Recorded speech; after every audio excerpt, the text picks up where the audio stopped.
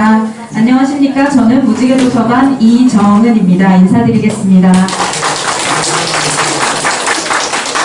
네, 지금부터 무지개도서관 작가의 만남 행사를 시작하도록 하겠습니다. 먼저 바쁘신 와중에도 불구하고 본 도서관 작가의 만남 행사에 관심을 가져주시고 참석해주신 여러분께 감사 말씀드립니다. 무지개도서관 작가의 만남은 평소 책으로만 접했던 작가님과의 직접적인 만남을 통해 작가와 소통하고 또 문화활동의 욕구를 해소하고 또 독서 의욕과 흥미를 부여해서 더욱 깊이 있는 독서활동을 증진하기 위해 마련한 행사입니다. 책에 대한 이해를 높이고 또 작가님의 눈을 통해서 세상을 볼 수 있는 기회를 가짐으로써 독서의 즐거움을 발견할 수 있는 좋은 취지로 기획하게 되었고요. 오늘이 2018년의 두 번째 시간입니다. 네, 그럼 바로 오늘 우리에게 좋은 강연을 들려주실 임승수 작가님을 소개해드리겠습니다. 임승수 작가님은 서울대학교 전기공학부를 졸업하시고 동대학원에서 반도체 소자 연구로 석사학위를 받으셨습니다. 전공을 살려서 연구원으로 직장생활도 몇 년 하셨지만 세상이 올바르게 바뀌지 않으면 공학도로서도 행복할 수 없다는 사실을 깨달으며 결국 진로를 바꿔 인문사회 분야 전업 작가로 살고 계시고 경희대학교에서 학생들에게 마르크스주의를 가르치고 계십니다.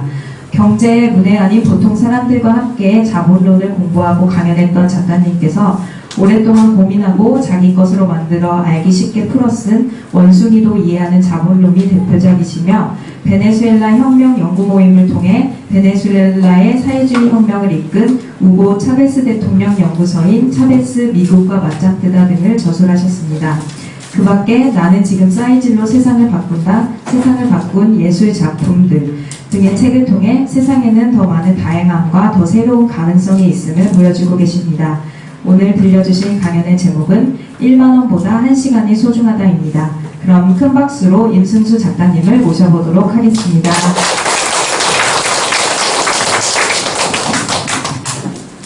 안녕하세요. 예, 방금 소개받은 임승수입니다. 예, 아마 외모가 너무 젊어서 깜짝 놀라셨을 거예요. 예, 깜짝 놀라셨죠? 예, 그래도 나이는 40대예요. 예, 적죠. 맞습니다. 예. 아니, 왜냐면 외모를 딱 봤을 땐 30대 정도로 느껴지는 분들이 많더라고요. 자랑하려고 사실 말씀드린 거예요. 예. 그러니까 오늘 제가 여러분이랑 할 주제는 1만원보다 1시간이 소중하다인데요. 제 삶의 모토이기도 합니다. 그래서 이 주제를 가지고 여러분들이랑 얘기를 좀 나눠보려고 하는데요. 자, 우선 이제 본격적인 얘기를 들어가기 전에 재밌는 일이 있었어요.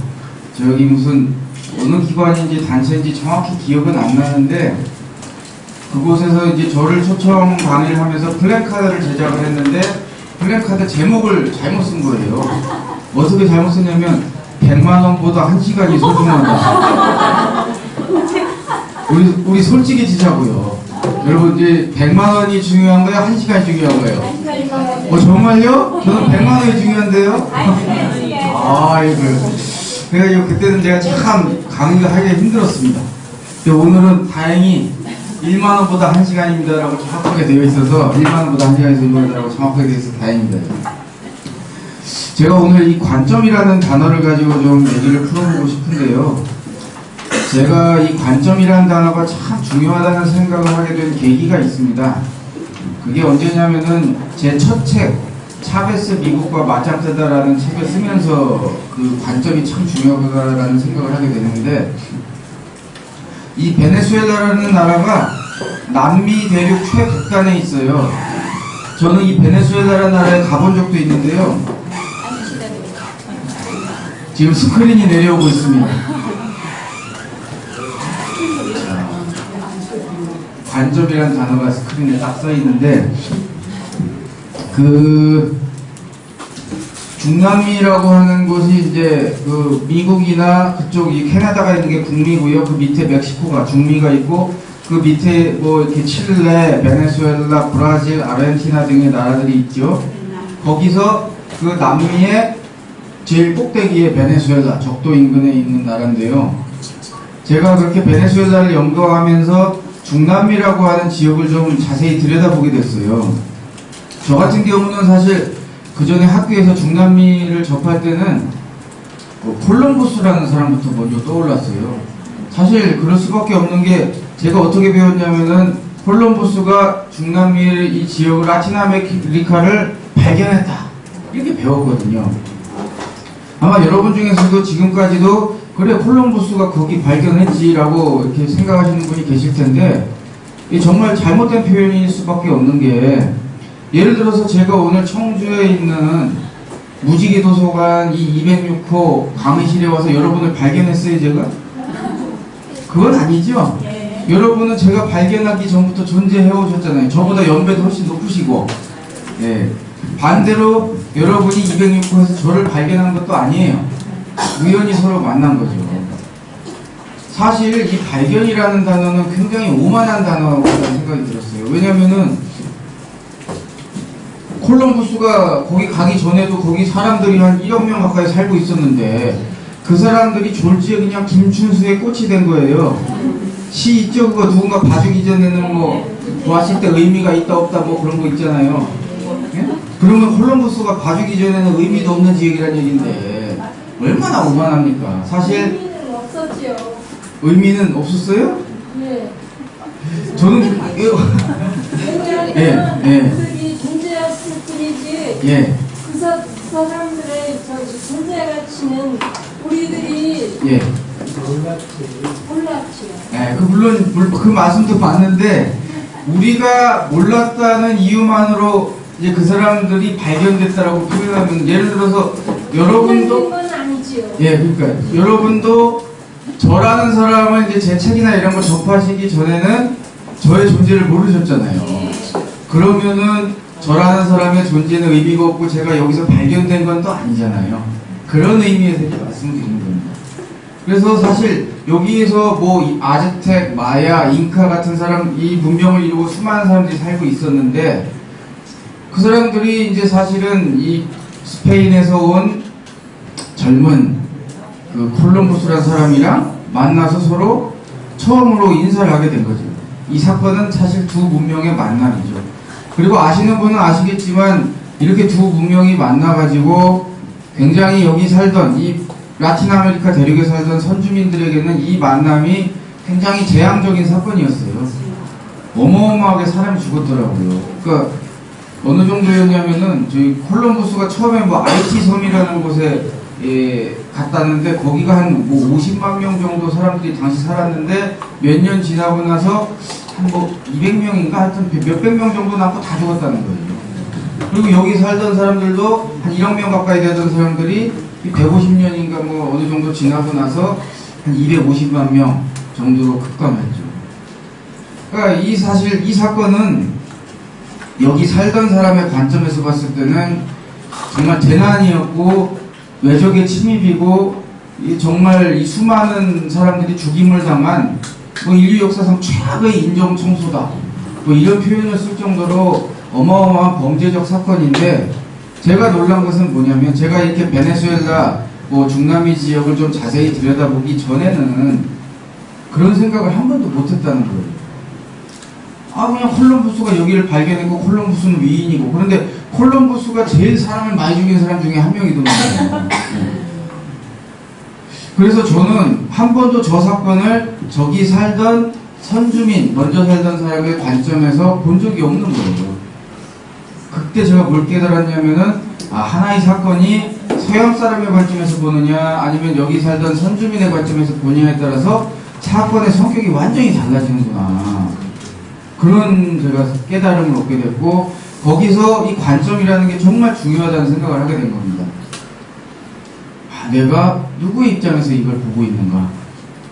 그래서 오늘 사실 여러분들이랑 같이 나눌 얘기가 제가 뭐 1만원 1시간 이런 얘기를 했지만 사실은 그런 구체적인 액수나 구체적인 시간 간격이 중요한 게 아니라 돈이라는 것과 시간이라는 이 두 개의 요소, 이 두 개의 요소를 가지고 한번 인생을 우리가 한번 다른 관점에서 한번 보자.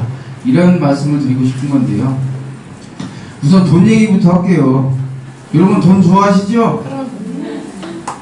저는 돈을 좋아하는 걸 넘어서 돈을 사랑해요. 이러고 뭐니.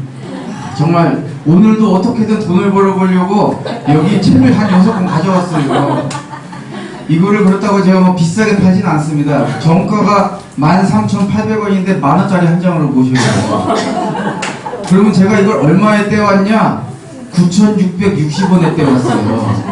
그럼 한 권 팔아서 얼마 벌어요? 340원 벌죠? 6권 팔면은 2,000원도 안 돼. 야, 그래도 2,000원이 어디 땅 파봐 2,000원 나오나. 그죠? 제가 이 정도로 돈을 좋아해요. 그러다 보니까 어느 날 제가 한번 제 인생을 이 돈이라는 관점에서 한번 평가해 본 거예요.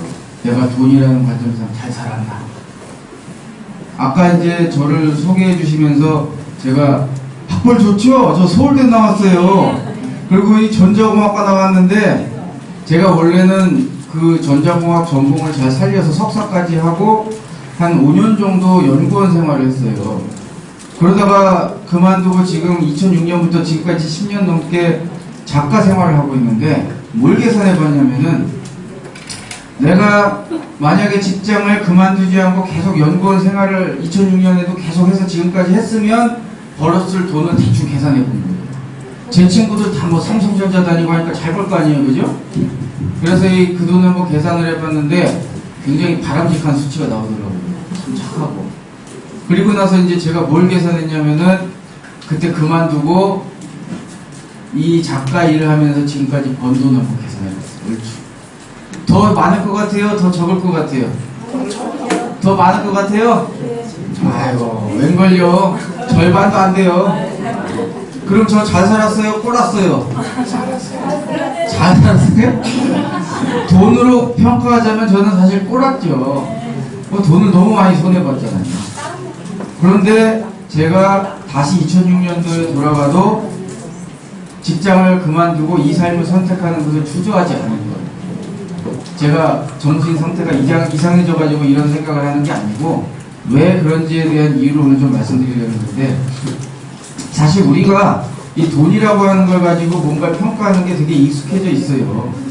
제 친구 중에 동화 작가가 있습니다. 유은실이라고 하는 동화 작가가 있어요. 꽤 유명한 동화 작가인데 이 친구를 제가 2013년도에 만나서 인터뷰를 해서 오마이뉴스에 인터뷰 기사를 써준 적이 있어요. 그래서 그 친구를 만나서 이런저런 얘기를 하는데 은실이가 저한테 얘기를 해준 거예요. 승수야, 나 있잖아. 초등학교에 초청 강의를 갔는데 말이야. 거기서 막 내가 온다고 막 질문지가 붙어 있더라고, 포스트잇으로. 그래서 하나 떼가지고 질문을 봤는데 질문이 뭔지 알아? 한번 맞춰볼래? 그랬더니 뭔데? 그랬더니 질문이 뭐냐면은 유은실 작가님 동화 작가 연봉이 얼마입니까? 이게 딱 써 있는 거예요. 여러분이 뭐 저보고 얼마 버냐고 물어보면 제가 기분이 좋겠어요? 기분이 썩 안 좋을 거 아니에요. 근데 그것도 초등학생이 은실이한테 얼마 버냐고 물어보니까 은실이가 이제 마음이 상했죠. 빈정이 상해가지고 야, 이거 누가 질문했냐? 손을 딱 들어. 너냐? 너 이거 장난치려고 물어본 거야? 어떻게, 아니면 네가 연봉이 뭔지를 아냐? 응? 이렇게 이제 되물었더니 걔가 그렇다는 거예요.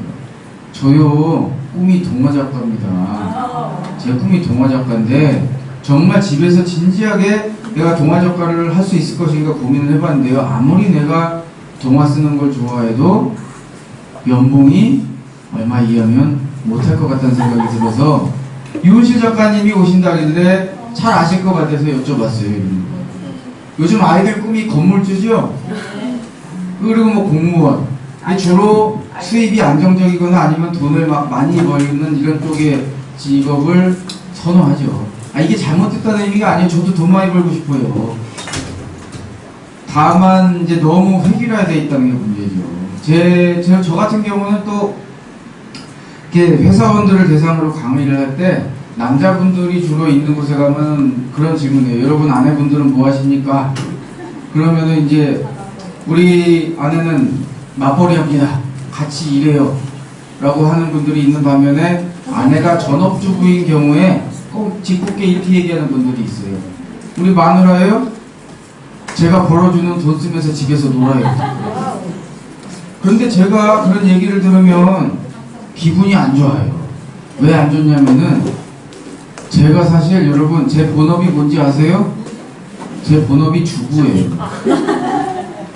왜 그렇게 말씀을 드리냐면은 제가 하루 중에 제일 많이 하는 일이 글쓰기가 아니에요.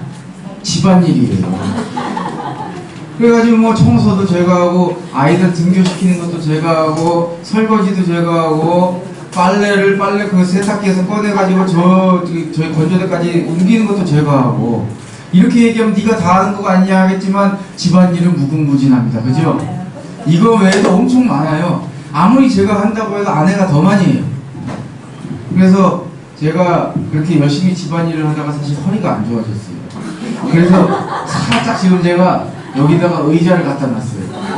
앉았다 일어났다 하려고. 제가 그 버릇 없어서 앉으려고 하는 게 아니고 오래 서 있으면 허리가 무리해서 하는 게 있어서 살짝 앉았다 일어났다 하겠습니다. 예. 아 근데 앉으면 제 잘생긴 얼굴이 안 보이실까 봐. 근데 아무튼 잠깐만 앉아야지. 그래서 제가 사실 허리가 안 좋아진 이유가 집안일하다 그런 거거든요. 그건 아니에요. 아 그건 맞아요. 왜냐면 제가 왜 허리가 언제 안 좋아졌냐면 우리 애를 이제 어릴 때 안고 보듬어 주다가 뭐 경험이 없으니까 좌우로 이렇게 번갈아 해야지 허리에 가는 부담이 좌우로 분산돼 가지고 적을 텐데 맨날 내가 편한 왼쪽으로만 이렇게 앉다가 한번 삐끗해가지고 걸음을 못 걸을 정도로 허리가 좀 아팠던 적이 있었어요. 그 후파가 좀 여파가 아직까지 있는데 왜 제가 애들 똥도 한 6년 치웠어요. 셋째는 없어요. 예, 아 공감하시죠? 네, 편하셔야죠. 예. 나라에 충성해요. 아 그래가지고 하나 더 나오라고 그러니까 너무하십니다. 저한테 너무하세요. 근데 아무튼 그렇게 제가 집안일을 하면서 몸이 허리가 망가졌는데 더 웃긴 게 뭐냐, 그렇게 자기 아내가 가사노동 육아노동을 하면은 논다고 하는 사람들이 자기 아내가 남의 집 가가지고 남의 집 가사노동 육아노동을 하면 돈 뭐라고 그럽니까? 저 논다고 그래요? 일한다고 그러죠. 똑같이 애를 봐줘도 지 새끼를 봐주면 논다고 그러는데 남 새끼를 봐주면 일한다고 그래요. 이게 도대체 무슨 조화예요? 무슨 차이가 있길래? 그죠? 돈이죠? 뭐지? 지 새끼 봐주는 건 돈으로 바뀌어요? 안 바뀌어요? 안 바뀌고 남 새끼 봐주는 건 돈으로 바뀌어. 그러니까 언제부턴가 이렇게 모든 것을 가치 판단의 기준이 다 돈이 되느냐 아니냐가 돼버렸어요. 우리가 이렇게 모든 것을 다 돈으로만 판단하면서 제가 생각하기에 굉장히 중요한 가치 하나를 다 잃어버리고 있어요. 그게 바로 시간이라는 생각이 들었어요. 그래서 제가 오늘 시간에 대한 얘기를 좀 하려는 건데요. 자, 돈과 시간 얘기를 제가. 자, 여러분 중에서 이제 자식 키우시는 분들도 많이 계시죠? 그러다 보면은 이제 아이들의 진로 같은 것도 고민이 많이 되실 텐데, 저 같은 경우가 좀 진로가 독특한 경우죠. 서울대 가가지고 이 공대 석사까지 따가지고 연구원 한 6년, 5, 6년 하다가 그만두고 이제 부모님 가슴에 대못을 받고 이 작가 일을 하고 있는데, 제가 왜 이런 결정을 하게 됐냐면, 사실 저는 그 전까지는 일한다는 거는 돈 버는 거라고만 생각했어요. 돈이 중요하니까. 솔직히 돈 얼마나 중요합니까? 돈이 있어야지 뭐 먹고 살죠. 그런데 직장을 다니기 시작하면서 제가 뭘 깨달았냐면, 그 돈을 받기 위해서는 갖다 바쳐야 되는 게 있다는 걸 깨달은 거예요. 바로 뭘 갖다 바치죠? 시간을 갖다 바치죠. 그것도 아주 많이 갖다 바쳐요. 제가 솔직히 직장 다니기 시작하면서 가장 충격을 받았던 게 뭐냐면요, 제 인생에서 방학이 없어지는 거였어요. 진짜 이 방학이라고 하는 게 없더라고요. 직장을 다니니까 월화수목금토일 이렇게 되는데, 저 같은 경우는 또 IT 업체, 주로 IT 분야에서 일을 하면서 IT 분야가 또 굉장히 업무 강도가 심하고 일을 많이 해요. 월화수목금금금인 경우도 많고 밤늦게 퇴근하고 이러다 보니까 뭐 여름 휴가 일주일 남짓 있는 거 빼고는 정말 힘든 거예요. 그래서 제가 한번 막 계산을 해보니까 아무리 적게 잡아도 직업을 가진다는 것은 내가 눈뜨고 깨서 활동하는 시간 중에 최소한으로 잡아도 절반 이상을 갖다 파는 게 바로 직업을 가진다는 거예요. 그러니까 그 전까지는 직업을 가지는 거, 일하는 거, 돈 버는 거였는데, 내가 눈 뜨고 깨서 활동하는 시간 중에 최소한으로 잡아도 절반 이상, 그거보다 훨씬 많은 시간을 갖다 바쳐야 되는 것이 일하는 것이다. 이렇게 시간의 관점에서 보기 시작하니까 조금 기분이 묘해지는 거예요. 그럼 내가 내 인생에 깨어서 활동하는 시간의 절반 이상을 팔아가지고 사는 건데, 굉장히 제가 우울한 통계를 하나 봤어요. 어떤 통계를 봤냐면, 직장인을 대상으로 설문조사를 한 건데요. 직장인들한테 결코 묻지 말아야 될 질문을 한 거예요. 당신 회사에서 일하는 시간이 재미있습니까? 재미없습니까? 4명 중 3명이 재미가 없다라고 했습니다. 그러면 4명 중 1명은 과연 진짜 재미가 있는 걸까도 생각해 볼 필요가 있어요. 그런 사람들이 있습니다. 이런 사람들이, 난 지금 재미있어.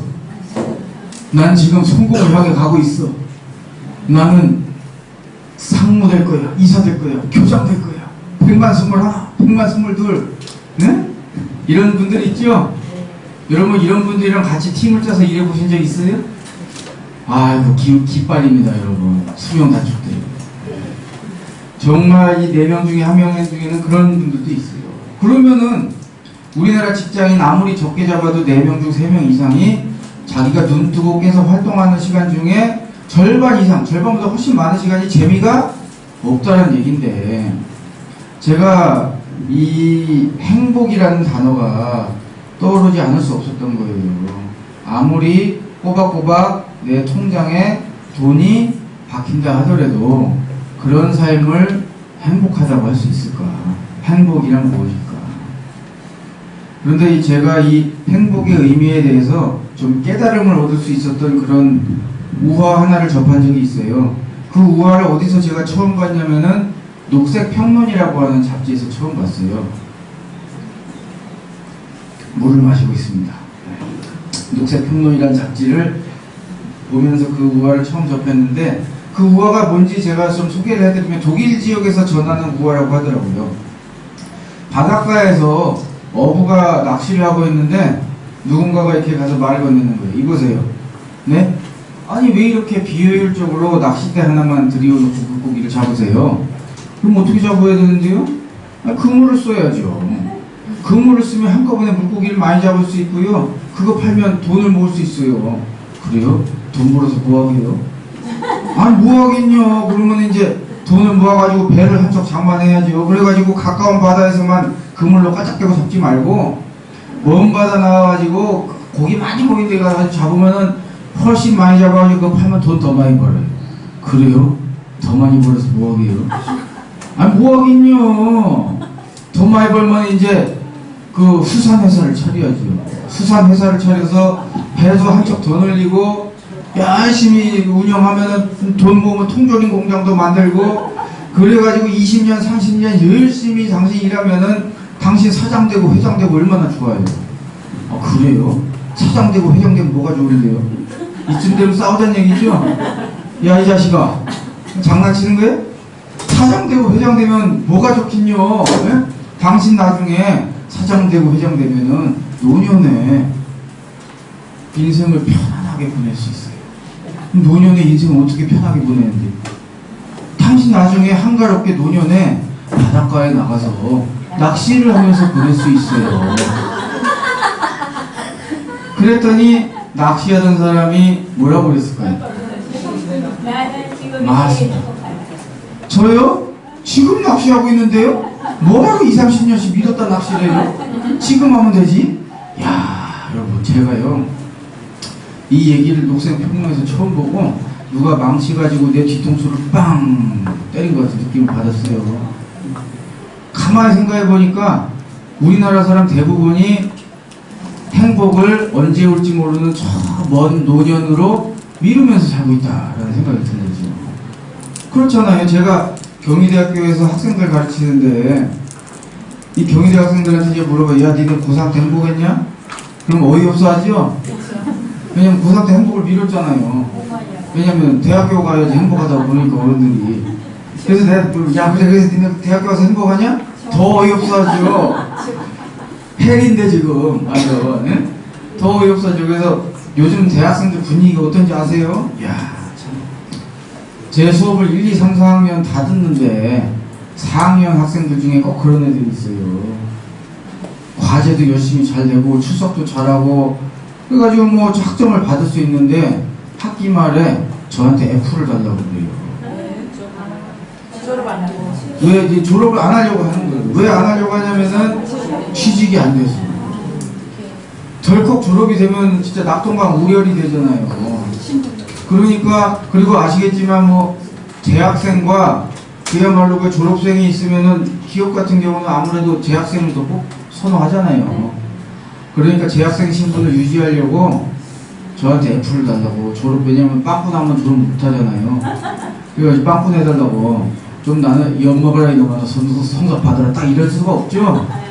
그러다 테러 당해요 요즘에. 그 연세대학교에 무슨 교수도 대학원생이 테러했더라고. 막 무슨 사제 포탄 보냈죠 전에. 예? 옷 같은 거 막 튀어나오게 막 그래. 아무튼 그런 분위기다 보니까 대학생들도 또 행복을 미뤄요. 그래가지고 다행히 이제 취업에 성공하면 행복하냐? 여러분 제가 취업해봤잖아요. 이야 기가 막히게 방학이 없어지더라고요 이게 인생에서. 물론 적성에 맞으면 일을 또 재밌게 할 수 있겠지만 저 같은 경우는 또 적성에도 안 맞았어요 그 일이. 얼마나 제가 힘들었겠어요. 그러고 살다가 이제 결혼하면은 자식 새끼가 생기는데 야 이제부터 진정한 타인을 위한 삶이 시작되죠. 타인을 위한 삶. 잘 아시죠? 아 제가 한동 6년 차였잖아요. 첫째가 한 3년 싸고 끊으니까 둘째가 또 태어나네. 한 3년 싸는 거예요. 셋째는 없어요. 아까 저보고 애국하라고 하나 더 나라고 하시는데 제가 다른 얘기는 받아들여도 그런 얘기는 받아들일 수가 없습니다. 네? 아무튼 그렇게 살다 보면은 이제 나중에 무슨 생각이 드냐면은 야 행복이란 없나 보다. 그냥 사라지는 삶이 사는 삶인가 보다. 막 이런 생각이 들게 되는 것 같아요. 여러분 제가 남들과는 좀 다른 삶을 살았잖아요. 막 전공도 안 살리고 막 그 공대생이 막 글을 쓰면서 살고 어떻게 보면 좀 막 살았죠. 이렇게 막 살면서 깨달은 게 하나 있는데 행복을 미루면 행복이 안 오더라고요. 미루는데 오겠어요? 계속 미뤄지지? 너무 당연한 거 아니에요? 제가 우리 애들이 이제 9살, 6살인데 막 보니까 요즘에는 막 영어 유치원 된 게 애들이 아시죠? 영어 유치원. 근데 이상하더라고. 애들이 영어를 배우면 한국말도 못하는 애들이. 근데 그 이유가 있더라고요. 그 이유가 뭔가 봤더니 이런 거예요. 예를 들어서 아이들이 사자 들어가는 직업을 가지려면 뭘 해야 돼요? 좋은 대학을 가야 되지. 좋은 대학에 가려면 좋은 고등학교에 가야 돼요. 좋은 고등학교에 가려면 또 좋은 중학교에 가야 돼요. 그런 사립 좋은 중학교들이 있더라고요. 영문중학교 뭐 이런데. 또 그런 데 가려면 또 리라 초등학교나 영문초등학교를 가야 돼요. 근데 거길 가려면 그런 데는 가자마자 느닷없이 영어 공부한대요 그냥. 그럼 가서 적응하려면 내가 무슨 유치원에 다녀야 돼요? 영어 유치원에 다녀요. 제가 그걸 듣고 딱 그런 생각이 들었어요. 야, 걔들이 다 보니까 행복한 노년을 준비하고 있었던 거야. 아까 그 어부처럼. 야, 우리 그냥 지금 늙어버리자 얘들아.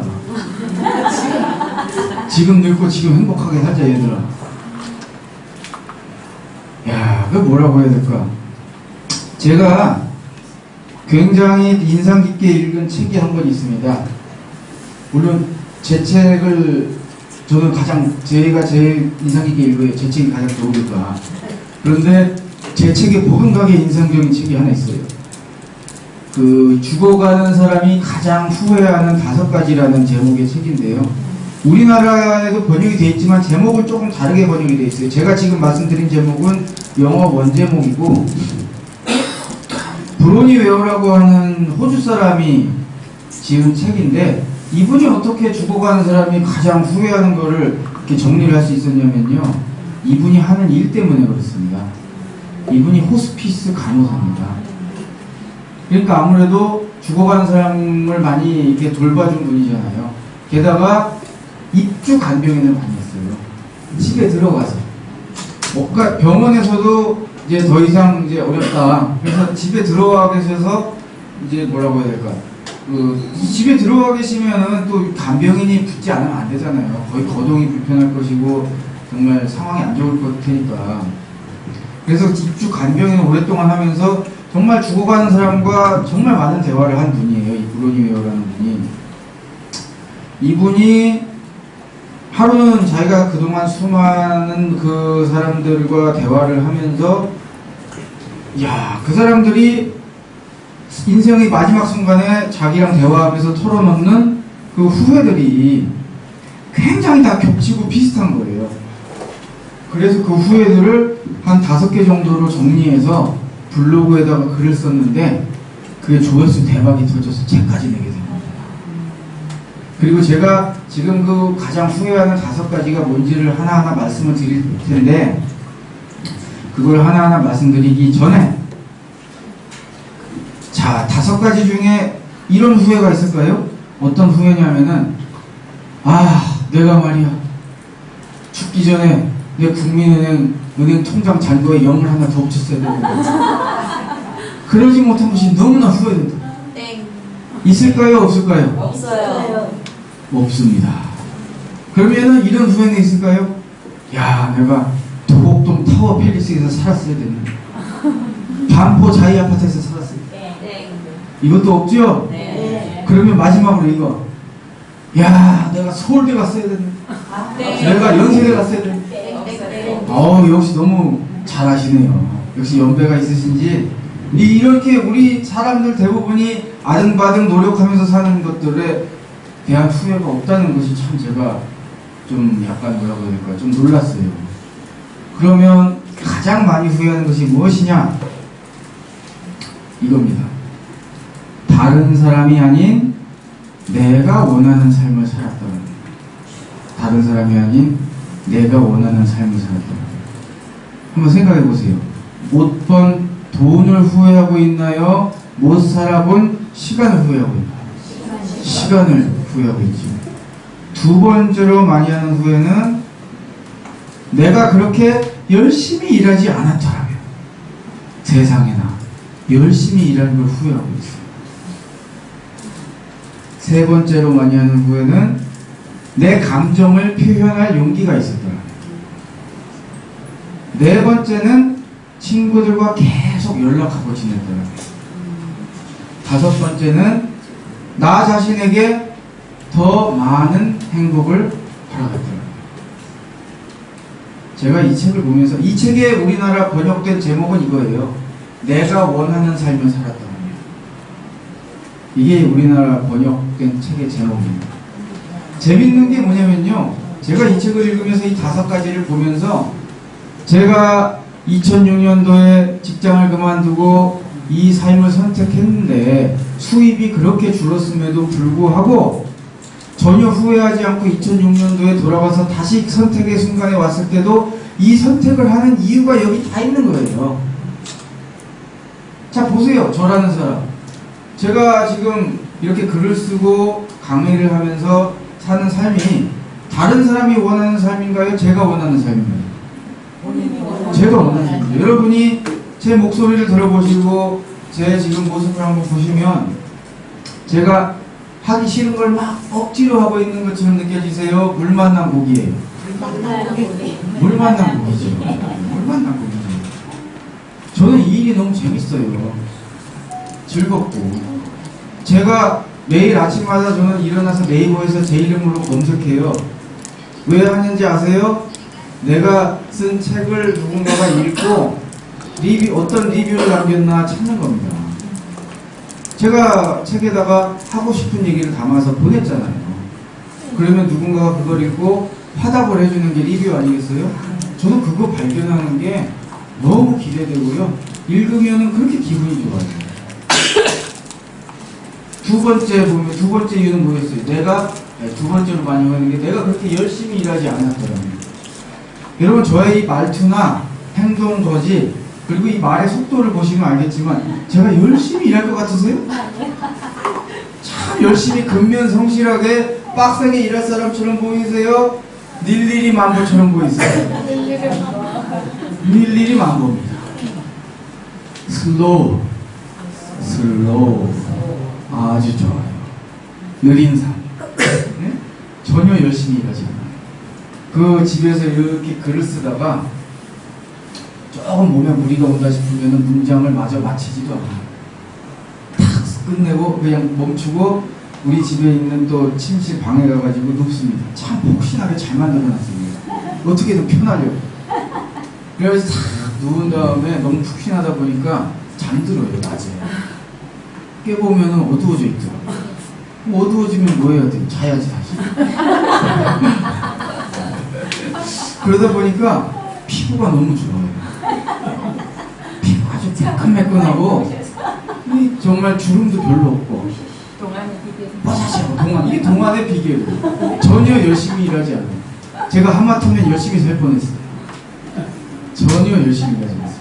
최근에 그런 제목의 책이 나왔더라고요. 하마터면 열심히 살 뻔했다. 그 책을 쓴 분이 제 책의 일러스트를 그려준 분이에요. 하완이라는 분인데, 그분이 이 제 책 나는 행복한 불량품입니다의 그 일러스트를 그려준 분인데, 그분이 공교롭게도 낸 책의 제목이 하마터면 열심히 살 뻔했다 했어요. 서로 죽이 아주 맞죠? 그래서 그분이 제 책을 이제 읽고 그 일러스트를 그리면서 너무 재밌었다고. 딱 자기 스타일이라고. 그분도 40대거든요. 아주 비슷한 나이대로 참 잘 만나요. 세 번째 후회가 내 감정을 표현할 용기가 있었다. 울고 싶을 때 좀 울고, 웃고 싶을 때 좀 웃고, 화나면 좀 화도 내고, 그렇게 살지 못한 것에 대한 후회. 사실 직장 생활을 한다는 것은 감정을 꼭꼭 억누르고 저 한켠에다가 숨겨놓고 가리는 거죠. 근데 사실 저는 직장을 다닐 때는 화도 제대로 못 냈어요. 화내면 잘리잖아요. 그래가지고 막 감정 표현도 제대로 못하고 그랬는데, 수입은 줄었지만 제가 뭐 누구 눈치를 보겠습니까, 그죠? 저는 제 책 사준 분 눈치만 봐요. 근데 우리나라에서 제 책 사준 사람이 많겠어요? 제 책 안 산 사람이 많겠어요? 안 산 사람이 많아, 훨씬 많아. 눈치가 안 봐요. 산 사람이 별로 없어서. 근데 여기 계신 분들은 사주니까 제가 지금 살살 눈치 보고 있잖아요. 내 얘기를 좀 좋아해 주시나? 아니면 좀 지루한가? 제가 계속 눈치를 보고 있습니다. 그래서 제가 이번에 또 6권 가져왔잖아. 9,660원. 만원. 권당 340원. 자, 이게 저는 제 감정을 표현하는 거를 괜히 망설일 이유가 없죠. 솔직히 다른 사람한테 뭐 제가 아쉬울 것도 없고, 나쁜 사람한테 너 나빠 이렇게 얘기하고, 좋은 사람한테는 고맙다고 그러고, 망설이지 않아요. 네 번째는 친구들과 계속 연락하고 지냅니다. 저는 이제 좀 연락이 안 왔으면 좋겠어요. 맨날 우리 집에 술 먹으러 가요. 우리 집이 무슨 와인바도 아니고, 응? 우리 집에 술이 많다는 걸 알고, 응? 참 맨날 술 먹으러. 8월 11일 날 또 한 분 오기로 돼 있어. 꼭 오고 나면은, 우리 집에는요, 안 온 사람은 있어도 오고 나서 한 번만 오는 사람은 없어요. 주지육님이거든요. 요리를 또 제가 합니다. 고기도 제가 굽고, 버섯도 제가 굽고, 그 와인 준비도 제가 하고, 와인 잔도 제가 닦아놓고, 아내는 먹기만 해요. 그러니까 아내가 손님이 오길 바라는 거예요. 제가 다 하니까. 친구들과 연락을 좀 덜 했으면 좋겠어요. 그리고 마지막 5번째, 나 자신에게 더 많은 행복을 허락했다. 여러분, 저는요, 이거보다 더 허락하면 터집니다. 맥시멈에 다다랐어요. 자, 이게 진짜 신기하더라고요. 이 책을 읽는데, 제가 직장을 그만두고 이 삶을 선택한 이 삶을 전혀 후회하지 않는 이유가 여기 고스란히 들어있는 거예요. 솔직히 말씀드려서 제가 뭐 제 또래 직장인보다 돈을 훨씬 잘 벌어가지고 지금 행복한 건 아니잖아요. 솔직히 제 친구들보다 돈을 못 벌죠. 제가 자랑은 아니지만, 그럼에도 불구하고 제 친구들이 항상 보고 저한테, 야, 네가 제일 행복한 것 같다 그래요. 네. 그 이유가 뭐겠습니까? 바로 이 5가지. 그런데 참 안타깝게도 많은 사람들이 인생이나 자신의 삶을 돈이라는 관점에서만 보면서, 그리고 그 돈이라는 관점에서만 평가하면서 어떻게 되는 겁니까? 진정 행복할 수 있는 기회들을 다 놓치고 있어요. 저는 어떻게 이 삶을 선택할 수 있었을까요? 제가 여전히 돈을 최우선의 가치로 두고 모든 게 인생의 갈림길에서 이게 돈이 더 될까? 저게 돈이 더 될까? 요 기준만으로 제 인생을 이렇게 운전해오고 이끌어왔으면은 제가 지금과 같은 이 행복감과 충만감과 이런 어떤 정말 행복감을 느낄 수 있을까요? 없을까요? 없지. 저는 정말 자신있게 말씀드릴 수 있어요. 돈이 중요하지 않다는 얘기가 아니에요. 돈 너무 중요해요. 하지만 돈보다 더 중요한 것이 있다라는 말씀을 드리고 싶습니다. 바로 나와 여러분의 뭐요? 시간. 자, 이렇게 이런 말씀을 이제 드리고, 제가 더 참 이 시간이라는 요소를 주목하고 이 시간에 대해서 생각을 하면서 굉장히 재밌는 연구 결과 하나를 발견했어요. 뭐냐면, 여러분, 우리가 이제 돈을 왜 봅니까? 돈을 좀 이렇게 쓰고 싶어서 버는 거잖아요. 돈이 많으면은 뭐 좋은 자동차도 사고, 맛있는 것도 먹고, 애플 망고 빙수도 먹고, 예? 아, 지금 웃으신 분은 제 책을 이미 읽으신 거군요. 웃으신 분에게 특별한 감사를 드립니다. 참, 제 책을 읽어주셔서 감사합니다. 사실은 돈이 많으면 좋죠, 뭐. 그런데 그 돈을 가지고 사용하는 그 소비 행위에서조차 시간이 중요하다는 연구 결과가 있더라고요. 그게 무슨 의미냐면은, 소비 행위를 연구하는 학자들이 소비를 2개의 범주로 나눴습니다. 하나가 소유형 소비. 뭐 그런 거죠. 좋은 명품을 소유한다든가 뭔가 이렇게 소유하는 그런 소비들 있죠. 그럼 또 맞은편에는 체험형 소비. 우리가 여행을 간다든가 좋은 책을 읽는다든가 저처럼 맛있는 와인을 마신다든가 뭐 이런 것들이 체험형 소비겠죠. 아니면은 자연산 돌돔 회를 먹는 거. 뭐 이런 것이 이제 체험형 소비. 제가 4월에 제주도를 가가지고 드디어 그걸 먹었어요. 다금바리 회. 다금바리 드셔보셨습니까? 아니죠. 저는 먹어봤어요. 제일 비싸. 진짜 비싸고 할부 돌려서 결국에 일시불로 너무 부담돼서 카드 할부 돌렸다는 거 아니에요. 저는 먹는 것도 할부 돌려요. 네? 근데 진짜 맛있는 게 뭐냐, 제가 이게 자연산 돌돔회랑 다금바리를 딱 비교하고 내가 뭔가를 깨달았냐면, 그러니까 돌돔회가 그 맛을 그대로 유지하면서 조금 더 부드러워지는 게 다금바리예요. 돌돔회를 먹다 보면 살짝 딱딱하다는 느낌이 있잖아요. 그런데 그 딱딱함이 없어지고 더 부드러워져요. 그 맛은 그대로면서. 그게 딱 다금바리예요. 야, 기가 막히더라고요. 2번 먹을 건 못 되더라고요. 2번 먹으면 우리 집이 망하겠더라고요. 아무튼 그런 게 체험형 소비죠. 자, 이 소비 행위를 연구하는 학자들이 소유형, 체험형 이렇게 소비를 2개의 범주로 나눠서 각각의 소비 행위를 했을 때 우리가 느껴지는 만족도, 얼마나 만족스러운가, 그리고 그 만족감이 얼마나 오래 지속되는지를 설문조사를 해본 거예요. 그래가지고 결과가 어떻게 나오냐면은 소유형보다 체험형이 훨씬 만족도와 그 만족감이 오래 지속되는 것이 더 오래 간다 라는 연구 결과가 나왔어요.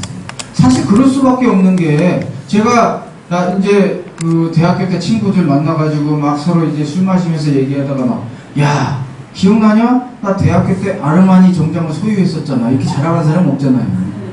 웃기지, 그런 자랑을 하면. 그런데, 야, 기억나냐? 나 대학교 때 내가 사귀던 여자친구랑 이탈리아 일주했었잖아. 느낌이 비슷해요, 달라요? 아르마니 얘기하는 거랑 완전 다르죠? 훨씬 그 얘기를 하면서 아마 입가에 웃음이 머금어질 거예요. 미소가 띄어질 거예요. 그런데 생각을 해보세요. 내 돈으로 체험을 산다. 결국에 내 돈으로 뭘 사는 거죠? 시간을 사는 거죠. 심지어 가장 돈과 연관된 행위인 소비 행위에서조차 물질을 사는 것보다 체험, 시간을 사는 것이 훨씬 어떤 소비다? 현명한 소비다. 물론 돈이 아주 많으면 고민할 거 없어요. 둘 다 많이 하면 돼요. 차도 좋은 거 몰고 뭐 사람도 많이 하고. 근데 저나 여러분이나 지금 그런 행복이 허락되어 있습니까? 아니잖아요. 그러면 우리는 제한된 재원을 가지고 이 우리의 행복을 극대화시켜야 될 거 아닙니까? 그죠? 그럴 때 가장 현명한 소비 행위는 뭐다? 체험. 그래서 제가 책에도 써놨지만 저희 집은 매년 해외여행을 한두 번씩 가요. 그게 제가 돈을 잘 벌어서 가는 게 아니에요. 카드 할부 돌려서 가요. 이런 얘기하면 이렇게 막 약간 짠한 웃음이 나와요. 에이구, 막 이렇게 웃으시는데 제가 그런 반응이 오면 꼭 되묻는 질문이 있어요. 그럼 여러분은 자동차는 할부로 어떻게 삽니까? 자동차는 할부로 사도 되고 여행은 할부로 가면 안 됩니까, 여러분? 몰랐어요. 그건 아니죠. 네. 저도 그 좋은 차를 사는 방법을 몰라서 안 사는 게 아니에요. 돈이 없어서 그러지. 네? 저는 한정된 재원으로 좋은 차를 사는 것보다 우리 가족과 내가 사랑하는 사람들과 어떤 1분 1초의 기억을 남길 것인가에 소비를 더 하고 싶을 뿐인 거죠. 그것을 위해서는 카드 할부도 불사할 수 있는 마음의 준비가 돼 있는 거예요. 제가 2014년에는 몰디브도 다녀왔어요, 여러분. 몰디브. 거기 비싼 여행지죠? 몰디브를 제가 갔는데 그게 비싸게 다니질 않았어요. 원래 우리 가족이 가면은 원래대로 한 1,000만 원 들 거예요. 넘게 들죠. 근데 우리는 400만 원대로 갔다 왔어요. 우리 가족. 어떻게 그렇게 그 가격에 다녀오냐? 저희가 부부가 작가거든요. 그래서 저희는 아무 때나 갈 수 있어요. 우리만 결심하면. 그래서 제가 여행사에 전화했어요. 1년 중 가장 싼 시기로 알아봐 주시고. 예, 항공이든 뭐든 가장 싼 시기로. 그랬더니 비가 와도 되네요. 우기. 그런 지방에 이 우기라고 하는 것은 계속 비가 오는 게 아니잖아요. 햇볕이 났다가 비가 왔다가 더 낫지 뭐 둘 다 경험하니까. 정신 승리죠 일종의.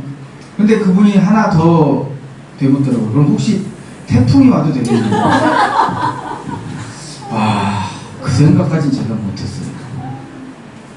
왜냐면 몰디브에서 맞는 태풍은 그렇게 반가울 것 같지는 않더라고요. 그래서 잠깐만요 다시 연락드릴게요 하고 끊고 검색을 해봤습니다. 몰디브 띄고 태풍. 그랬더니 이게 복불복이에요. 그러니까 이 태풍 경로가 어떻게 형성이 되느냐에 따라서 지날 수도 있고 안 지날 수도 있고. 근데 여러분 저는요 굉장히 운이 좋은 사나이예요. 우리 애들이 이 초등학교를 딱 갔는데 둘째가 내가 뽑았어. 뭘 뽑았냐면은 우리 첫째가 다니는 초등학교의 병설 유치원을 내가 내 손으로 뽑았어요. 이 의미를 아시죠 여러분? 이거는 보통 사람이 할 수 있는 게 아니에요. 신의 가호가 있어야지만 할 수 있는 거예요. 그래서 내가 우리 애들 둘을 같이 데리고 한 곳으로 데리고 가요. 얼마나 편합니까? 완전 편하지. 거기다 국공립 유치원. 그냥 아무나 갈 수 있는 게 아니에요. 선택된 인간만 갈 수 있는 거예요. 근데 저희 그런 인간이기 때문에 또 우리 아내가 또 얼마나 미인인데요. 이렇게 보여드릴 수도 있고 없고 참 정말 미인이란 말이에요. 그래서 그런 사람이 저같이 생긴 사람과 결혼한다는 것 자체가 이게 어마어마한 분이에요. 이게 어마어마한 분. 저는 운의 사나이기 때문에 내가 몰디브에 가면 태풍이 비껴갈 것이다 확신했어요. 뭐 실제 비껴갔지. 오지 않았어요. 그런데 중간에 우여곡절은 있었어요. 그렇게 짜니까 이제 막 400만 원대로 되는 거예요. 근데 우리 그때 은행 잔고가 그거 살짝 넘을 정도로 있었는데 그러면 그거 쓰면 이제 그지 되잖아요. 그래서 10개월 할부로 돌린 거죠. 카드로 그냥. 9개월이었구나. 왜냐면은 그 당시 국민카드 제가 쓴데 국민카드에서 369 이벤트를 하고 있었어요. 3개월, 6개월, 9개월 거의 무이자 뭐 이런 식으로 나보고 이제 몰디브 가라는 얘기잖아요. 그래가지고 이제 그거 돌려가지고 가는데 야 어려움이 뭐가 생겼냐면은 말레이시아 항공이 진짜 싸더라고.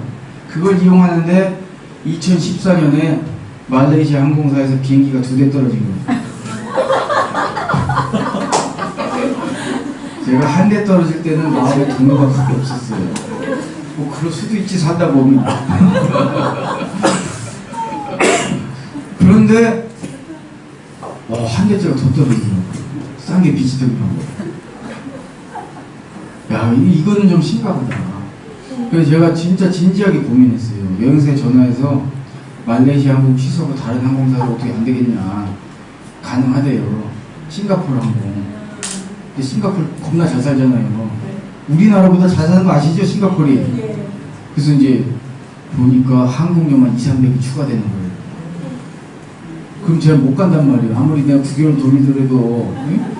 고민을 한 거지. 야 이거 그렇게 그럼 만약 취소해야 되나 막 이런 고민하고 있는데 제가 또 여러분 저 서울대 나왔잖아요. 공대 나왔으니까 수학을 얼마나 잘하겠어요. 그래가지고 제가 그렇죠 확률 계산을 한 거예요. 한 항공사에서 비행기가 3대 떨어질 확률. 이게 계산해 보니까 절대 이런 일이 없어요. 있을 수가 없는 일이야. 야 이게 세계에서 제일 안전한 항공사구만. 응? 그래가지고 잘 갔다 왔단 말이에요. 이 몰디브 사진을 보면 전 몰디브 가기 전에 몰디브 사진 같은 거 보면 참 비현실적인 정말 그런 어마어마한 풍경 막 바다가 막 진짜 막 투명하고 막 너무 색깔이 좋아서 나 이 뻥인 줄 알았어요. 야 설마 저러겠냐. 그냥 뭐 이거는 예? 그냥 뽀샵질 해가지고 어떻게 좀 낚아보려는 거 아니냐. 갔다 오고 제가 깨달았어요. 현실이 사진이 그 뽀샵질한 사진이 현실의 2%도 표현을 못하네. 진짜 좋더라고요. 그렇게 카드 할부 돌려가지고 다니고 막 다 메꾸고 이러고 사니까 어느 날 아내가 저한테 그러는 거예요. 오빠 불안해. 그래서 제가 왜 불안하냐고 물어봤어요. 오빠가 할부 다 막고 있잖아요. 성공적으로 다 막았는데 왜 불안하냐고. 몇 개 남은 거 있지만 다 막고 있다. 걱정 말라. 오빠 믿지? 응? 야 할부 얼마나 기가 막히게 잘 막냐. 응? 그리고 우리가 느리지만 꾸준히 수익도 늘고 있고 너랑 나도 작가로서 조금씩 입지를 붙이고 있고 그리고 우리 이 작가로서 이 삶은 정년퇴직이 없지 않냐. 나이 먹으면 그때는 마에스트로라고 불린다 우리가. 돈도 더 잘 벌 거고 분명. 에? 인정받을 거 아니냐. 에?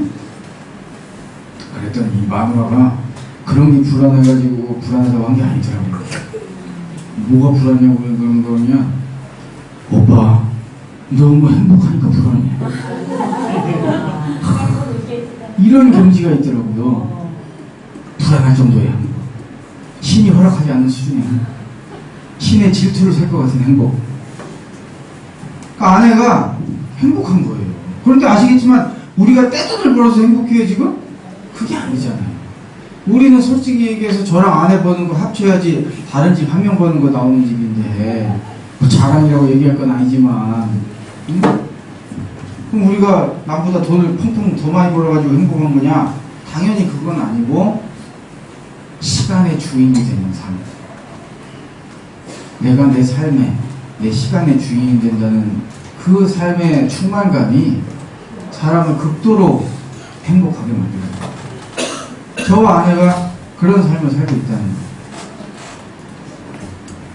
그래서 제가 좀 남편으로서 면이 섰어요. 진짜 뭐라 뭔가 좀 목에 힘이 쫙 들어가고 그럼 그렇지 내가 잘 살고 있네. 막 아내가 막 그 우환이 올 것 같다는 거. 너무 이렇게 행복하면. 그래서 어느 남편이 아내한테 그런 얘기를 듣고 살겠습니까, 그죠? 그래서 제가 굉장히 그때 좀 기분이 좋았어요. 그런데 둘째가 태어나면서부터 그런 얘기가 쏙 들어갔어요. 애들이 둘이 되니까 너무 힘들어요. 둘이 맨날 싸워.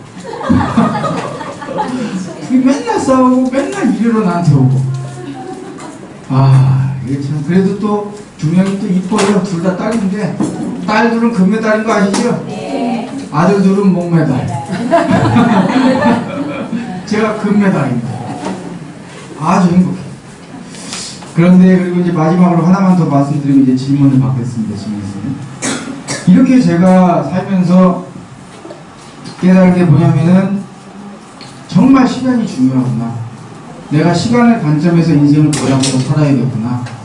이런 생각을 많이 하면서 사는데, 제가 이 돈보다 더 중요한 시간을 벌 수 있는 기가 막힌 방법을 하나 발견한 겁니다. 아니, 어떻게 시간을 보냐, 타임머신도 아닌데. 그 방법이 바로 독서입니다. 책을 읽는 거. 이거 또 도서관이잖아요. 제가 도서관에 와서 립서비스 멘트를 하는 건 절대 아닙니다. 어떻게 책을 읽음으로써 시간을 버느냐? 그 비법을 제가 지금 다. 제가 쓴 책 중에 원숭이도 이해하는 자본론이라는 책이 있습니다. 참 좋은 책이에요. 예, 진짜 뭐 희대의 명작. 이 책이 있는데 제가 이 책을 쓰기 위해서 한 10년을 개고생했어요. 이 마르크스의 자본론이라고 하는 굉장히 어려운 책인데 그걸 열심히 연구해가지고 정말 누구나 이해할 수 있게 진짜 딱 10년 개고생을 해가지고 이제 책을 딱 만들어놨는데 제가 이제 경희대에서 학생들 같이 지내요. 걔들한테 물어봐요. 그게 과제물이니까 교재니까. 야, 니 그거 읽는데 얼마나 걸렸냐? 저요? 한 이틀 걸렸는데요? 저는 뭐 그냥 주말에 확 몰아서 읽으니까 뭐 하루 만에 다 읽겠던데. 제가 기분이 안 좋아요. 왜 기분이 안 좋냐면은 내가 10년을 개고생해서 써놨더니 저 인간이 하루 이틀 만에 빨아먹어. 정말 짜증. 그럼 내 인생 10년이 능욕당한 거잖아요. 그런데 여러분, 이게 바로 뭐다? 독서의 위력이야. 여러분이 제 인생 10년의 개고생을 갖다가 하루 이틀 만에 쪽 빨아먹을 수 있어요. 이렇게 남는 장사가 세상에 어디 있겠습니까? 그죠? 바로 독서가 이렇게 시간을 벌어준다. 저 같은 사람이 쓴 책도 그러니 역사라고 하는 촘촘한 차에 걸러져서 살아남은 그 인류의 고전들은 권당 한 100년짜리 가치가 있는 책들이란 말이에요. 그럼 그런 거 한 100권 읽으면 100 곱하기 100하면 몇 년이에요? 만년. 여러분, 만년 못 살아요? 나도 만년 못 삽니다. 우리 100년 살아도 참 많이 살았다고 하는 인생인데, 우리가 책을 열심히 읽음으로 인해서 나의 인생의 밀도가 1000년이 될 수가 있고, 만년이 될 수도 있고, 10만 년이 될 수도 있고. 세상에 이렇게 남는 장사가 없어. 그런데 이렇게 남는 장사를 또 공짜로 할 수 있는 공간이 있어요. 그게 어딥니까? 도서관이에요. 제 책만 빼고 도서관에서 읽어주시면 돼요. 제 책은 사서 읽으셔야 돼요. 저도 먹고 살아야 됩니다, 여러분. 340원 벌려고 지금 6권 가져왔어. 집요하죠? 아이고, 그냥 재밌게 얘기하려고 하는 건 아니에요, 여러분. 자, 그래서 저도 굉장히 도서관을 굉장히 열심히 활용하는 사람이에요. 정말 진리도록 활용해요. 어느 정도냐면요, 제가 이제 서울대학교를 졸업했는데도 아직 서울대학교 도서관을 이용해요. 그게 뭐가 있냐면은 졸업생 회원제가 있더만요. 그게 1년에 한 10만원만 내면 한 번에 최대 10권을 뭐 한 달 반 정도를 계속 빌릴 수가 있어요. 그러면 저나 아내 같은 경우는 거기서 합쳐서 한 몇백 권씩 빌리는데 그걸 우리가 다 돈 내고 사면 우리 망한단 말이에요. 여행도 못 가요. 그리고 제가 경희대학교에서 강의를 하면서 한 권에 30권, 그걸 최대 한 달 반까지 또 빌릴 수가 있어요. 그리고 동네 도서관에서도 제가 또 한 5권 빌릴 수 있어요. 우리 애들까지 깨알같이 다 만들어서 우리 가족이 20권 빌릴 수 있어요, 도서관에서. 책을 산 일이 없어요, 지금. 죄송합니다. 책 써서 팔아먹고 산 사람이 할 얘기가 아닌데, 최근에 책을 산 적이 없어. 요즘 구매 대행 신청은 다 사주더라고요. 참, 이런 얘기 하면 안 되는데, 참 민망한데. 그런 돈을 아껴가지고 여행은 아닙니다. 그 자연산 돌돔을 먹고. 자, 그렇게 심지어는 공공기관인 도서관을 활용해서 시간을 공짜로 벌 수 있다. 얼마나 행복합니까? 그래서 저 같은 경우는 참 도서관을 열심히 활용.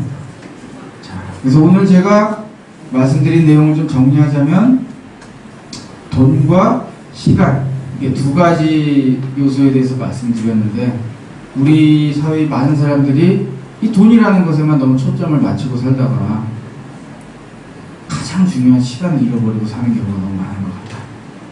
그래서 저 같은 경우도 이 인생을 보는 관점이 돈에서 시간으로 바뀌면서 사는 방식까지도 많이 바뀌게 됐고 더 행복하게 됐다는 거예요. 그래서 심지어는 돈을 쓰는 행위인 소비 행위에서조차 시간이 중요하다는 거예요. 체험형소. 그리고 그 시간을, 그 중요한 시간을 벌 수 있는 아주 기가 막힌 방법이 있으니 바로 도서관. 그리고 여기는 도서관이다. 뭐 이런 말씀을 꼭 드리고 싶습니다. 자, 질문이 있으면 받겠습니다. 제 책을 미리 읽으신 분도 계신 것 같고 안 읽고 오신 분도 계신 것 같은데요. 궁금한 거 편하게 질문해 주시면 제가 대답할 수 있는 선까지 최대한 대답을 하겠습니다. 보통 없으시더라고요. 그래도 혹시라도 네. 예. 원숭이가 그 책을 이해할 수 있다는 예. 책을 듣고 정말 그게 가능할까? 아. 제가 책을 많이 듣는데요. 예. 저는 시간생 인물이라 거기 읽지는 못합니다. 예. 책말에서 한 500권씩만 넣어가면 예. 한 2년 거의 거북을 하는데 예. 그 책을 보고 너무 정말 맛있다. 아. 엄청 의심을 하거든요. 예. 안 그래도요. 그래서 제가 제 책을 지금 그러니까 팟캐스트를 주로 하는 팟빵이라는 곳이 있거든요. 제가 최근에 정영진 최욱의 매불쇼라고 하는 팟캐스트 1, 2등 하는 곳에 여기 고정 출연을 하고 있는데 그 팟빵에서 저한테 제안을 했어요. 제가 쓴 기존에 있는 사회과학 책들을 강의로 바꾸자고, 오디오 강의로. 그래서 아마 잘하면 올해 안에 제 원숭이도 위한 자본노예나 제 사회과학 책들이 거기서 오디오 강의로 나올 것 같습니다. 그래서 아마 그게 바뀌면은 어려운 수식들을 최대한 빼고 아니면 최소화시키면서 그 내용을 전달할 수 있는 그런 오디오 강의 준비 중입니다. 그게 론칭하면 제가 꼭 무지개 도서관에 알려드리겠습니다. 더 질문이나 궁금한 거 있으시면은 작가님 예. 영문판 진행되고 있습니다. 이제 방금 질문 주신 내용이 뭐냐면요. 제 책 중에서 원숭이도 이해하는 자본론이라는 책이 있는데 그 책이 영어권에서 번역 출간을 제가 시도를 하고 있거든요. 예, 번역을 해서 지금 출판사에다가 투고를 한 상태예요. 그런데 연락이 왔어요. 두 군데에서. 한 군데는 뉴욕에 있는 출판사고요. 또 하나는 캐나다에 있는 출판사입니다. 뉴욕에 있는 출판사는 계약서도 보냈어요, 저한테. 근데 제가 계약을 안 했어요. 캐나다 출판사가 더 좋더라고. 그러니까 여러 가지로. 그런데 캐나다 출판사는 아직 계약서를 안 보내요. 대신 그쪽에서 저한테 몇 가지를 물어보더라고요. 영어권 판권을 다 줄 수 있냐. 그러니까 캐나다만 판매하는 게 아니고 북미권, 유럽, 영국이나 뉴질랜드, 호주 그 판권을 다 줄 수 있냐고. 그리고 제 원고를 보고 most interesting 이라는 표현을 썼어요. 그러니까 우리나라 말로 보내면 겁나 재밌다. 그래서 그런데 하도 몇 개월 동안 연락이 안 오니까 답답하잖아요. 그렇다고 뉴욕 출판사는 지금 계속 거기랑 뒤집어진 걸 수도 있어요. 지금 왜냐하면 괘씸할 수도 있잖아요. 그쪽에서는 지금 성의를 해서 보여가지고 계약서 보냈는데 나는 한국차사니까. 그러니까 나 지금 잘못하면 낙동강 오리아들이 생겼더라고요. 그래서 얼마 전에 그 번역하신 선생님도 답답해가지고 제가 번역을 한 건 아니에요. 저는 영어를 조금 읽는 수준이지 저쪽 사람들이 수월하게 읽을 정도로 영작을 할 수 있는 수준은 안 되기 때문에 번역을 잘 할 수 있는 분한테 이제 좀 부탁을 해서 이제 한 건데 그분이 최근에 며칠 전이에요. 사실 며칠 전에 그 캐나다 출판사에 전화를 직접 해서 문의를 했더니 그쪽 얘기는 영어권 독자의 어떤 그 구미에 맞게 지금 원고를 수정하고 있다. 원고 개혁을 하고 하지 그걸 왜 그냥 하고 있냐고. 그죠? 그래서 참 이상한 일을 하는 스타일이 좀 이상한 것 같아. 근데 아무튼 그래도 그런 작업을 하고 있다는 걸 보면은 뭐 하겠다는 의사가 강한 것 같아요. 다만 그럼에도 불구하고 계약하기 전까지는 제가 쉽게 얘기를 할 수가 없잖아요. 그래서 만약에 이제 계약이 정식으로 체결이 되면은 그런 소식을 조금 제가 또 떠벌려야죠. 떠벌려가지고 자랑질도 좀 하고. 그래서 우리나라에서 이렇게 나온 사회과학 책이 영어권에 사실 번역 출간된 일이 잘 없잖아요. 소설 같은 거는 몇 개 있더라도. 그러면은 제가 또 아주 재밌고 의미 있는 일을 하게 되는 게 아닐까 좀 기대를 하고 있는 상황입니다. 그 정도 진행되고 있습니다. 축하합니다. 아이고, 이러다가 계약이면 안 돼요. 또. 우선 쑥스럽습니다, 저도. 또 궁금하신 거? 요즘은 할까 하다 망설이다 하는데요. 예, 혹시라도 결례가 되면 이해해 주시고요. 예. 그 애플망고 링스 얘기를 읽으면서 재밌게 읽었어요. 예. 보라색 원피스에 예쁜 아내와 예. 입었던 처음 만났을 때 예쁜 아내와 두 아이와 털털거리는 차를 타고 예. 이방은 파킹료를 내는 줄 모를 것 같다가 예, 맞습니다. 파킹을 하고 그 다음에 가가지고 저기 하나를 시켜가지고 숟가락 3개를 더 달라고 예. 3개를 더 달라고 그래서. 4개를 해가지고 먹었던 그래가지고 그 현악 그 삼중주. 라이브 막 예. 하는 그 사람들 앞에 애들을 안고 가서 구경을 시키면서 걸어다닐 수 있는 그런 여유로움이 예, 나는 저기 임승수 작가님이 예. 서울대를 안 나오고 가진 그런 지식 자산이라든지 백그라운드가 없다면 그런 자신이 있었을까 그런 생각이 들더라고요. 아. 솔직하게 말씀해 주시면. 솔직히 말씀을 드리면 이 질문을 종종 받아요. 실제로 받습니다. 근데 참 제가 그런 부분에 있어서는 참 말씀을 드리는 게 또 조심스러워요. 그럴 수밖에 없는 게 사실 서울대가 가지는 상징성이 또 있잖아요. 그러면은 또 이게 어쨌건 공부 잘하는 아주 일부가 그것도 아주 정말 공부를 아주 잘하는 사람이 가는 학교. 그래서 심지어는 이제 그런 얘기도 많이 하십니다. 야, 그 서울대 나왔으니까 그렇게 해서 직장 그만두고 책도 써가지고 어쨌건 먹고 살고 그러는 거 아니냐. 사실 어떻게 말씀드려야 될지 모르겠지만 물론 제가 좋은 대학을 나와가지고 그런 것이 저에게 자신감을 주는 게 없다고는 할 수 없을 것 같아요. 하지만 제가 그동안 쭉 저도 글을 쓰고 생활을 해오면서 최소한 제가 책을 파는 데 있어서 뭐 저자 소개해서 서울대를 썼다고 해서 책을 2권 사주신다거나 이런 경우도 또 못 봤어요. 아무리 서울대 써도 안 사는 책은 또 안 사요. 그래서 제가 지금 직업을 가지고 일을 하는 데 있어서 사실은 책을 팔아먹는 거에 있어서 크게 이게 메리트 됐다는 느낌은 사실 못 받았어요. 다만 제가 어쨌건 말씀하신 것처럼 최고 학부를 나왔다. 이것이 가지고 있는 자신감 때문에 예를 들어서 사람이 좀 심리적으로 위축이 되면은 그런 행동을 또 하기가 힘들 수도 있잖아요. 네. 그래서 사실 뭐 그런 부분은 제가 아닙니다! 라고 이렇게 말씀드릴 수도 없고 그렇다고 내가 그걸 받아들이기도 좀 껄쩍지근하고 그런데 그런 말씀은 드리고 싶어요. 그 자존감이라고 하는 것에 대해서 제가 깊이 생각을 좀 해본 적이 있어요. 살면서 자신감과 자존감이 좀 다른 것 같다. 사실 저도 저의 이 모습 중에서 불만도 많거든요. 생겨먹은 것도 그렇고 여러 가지 제가 그리고 이게 보면은 막 옛날에 변비도 심했어요. 여러 가지 뭐 저도 저 자신이 마음에 안 드는 게 있단 말이에요. 그래서 막 한눈에 치질도 생기고 응? 치질까지는 아니다. 치해. 아니 더러운 얘기해서 죄송합니다.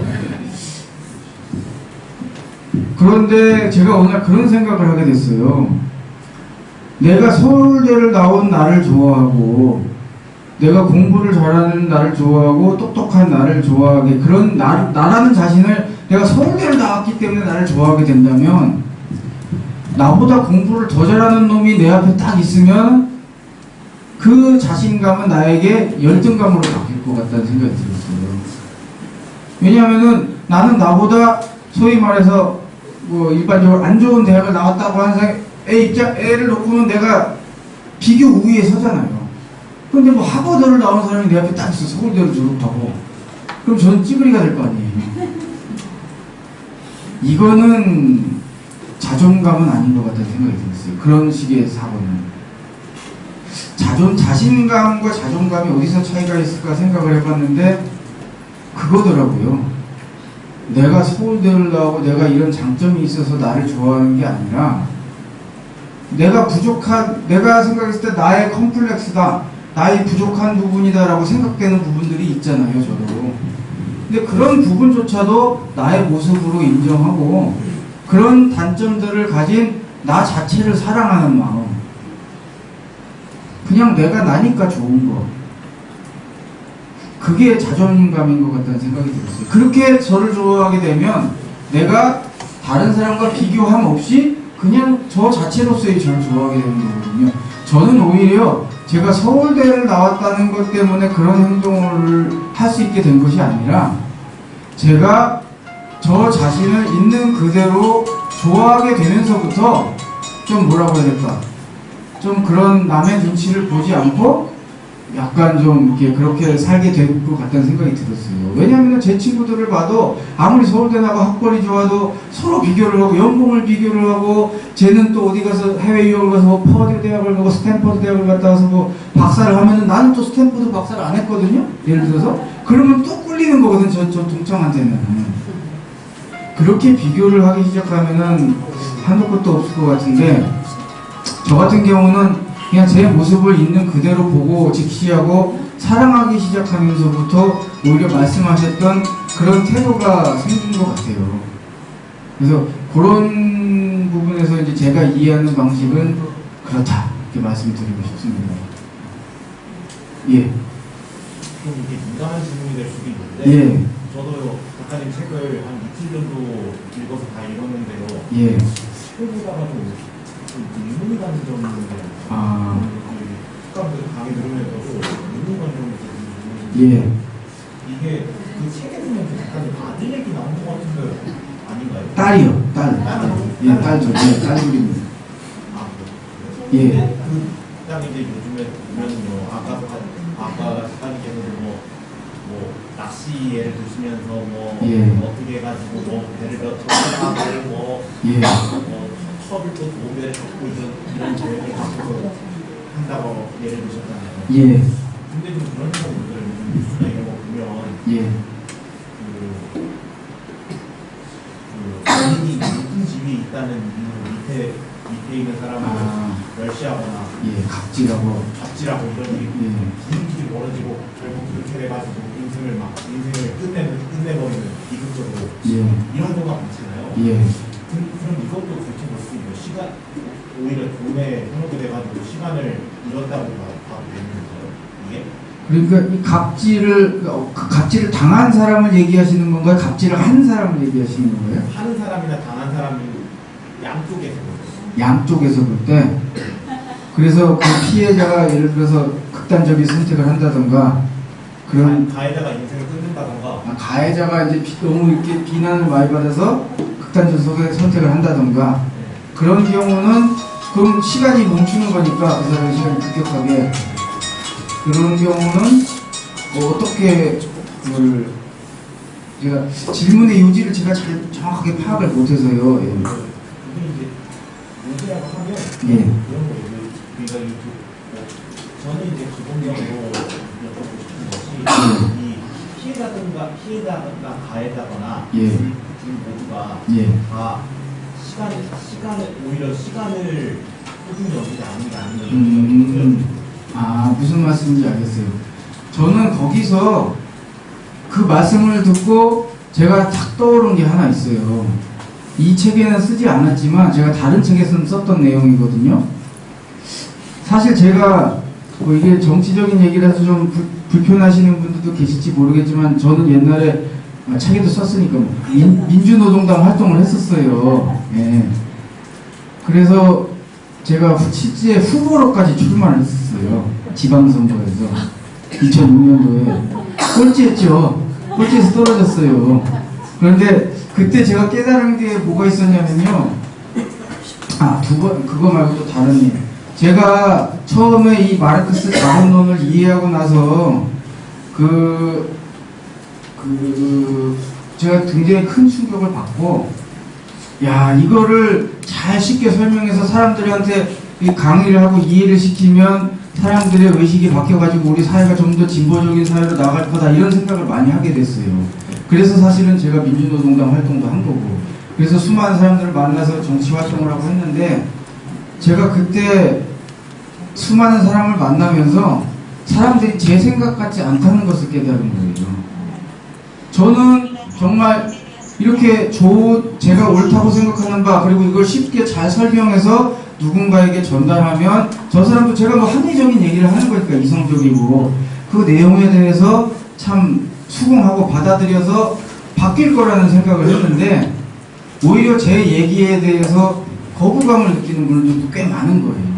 사실 저도 약간 정치적으로 급진적인 내용의 책을 많이 쓰다 보니까 그 내용으로 도서관에 가서 강의를 하는 경우도 있는데, 도서관에 가면 이제 그야말로 다양한 분들이 오시다 보니까 제 강의 자체가 또 불편해 하시는 분들도 계세요. 그래서 가끔 막 확 나가시기도 하세요. 막 자본론 강의하고 있으면은 막 그 내용을 듣고 막 불편해하는 질문도 하시고 그러는데, 제가 그런 경험을 하면서 뭘 깨달았냐면, 내가 사회과학 지식이나 뭐 자본론에 대한 지식은 알고 있을지 모르겠으나 내가 정말 중요한 것을 모르고 있었구나.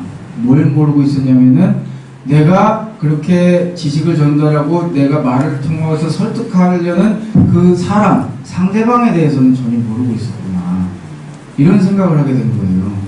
그러니까 예를 들어서 30년 정도의 인생을 살아온 사람이면은 하루에 24시간이고 1년이면 365시간이고 거기다 곱하기 30을 한 20몇만 시간을 살아온 사람이잖아요. 그런데 제가 한 생각이 뭐였냐면은, 그렇게 태어나서 20몇만 시간을 살아온 사람을 앞에 놓고 내가 앞에서 한 한두 시간 정도 새치혀를 놀려가지고 그 사람을 바꾸겠다고 생각하는 거예요. 얼마나 오만한 생각이에요. 그리고 그것을 제가 깨닫고 나서는 사람을 대하는 방식이 많이 바뀌었어요.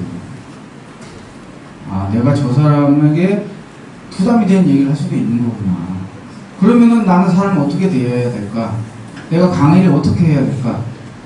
그냥 저 사람과 나의 만남, 이 강의나 이런 시간을 통해서 만나는 것이 그냥 저분에게 일생을 살아온 여러 시간 중에서 조금은 기억에 남는 한두 시간이 됐으면 좋겠다.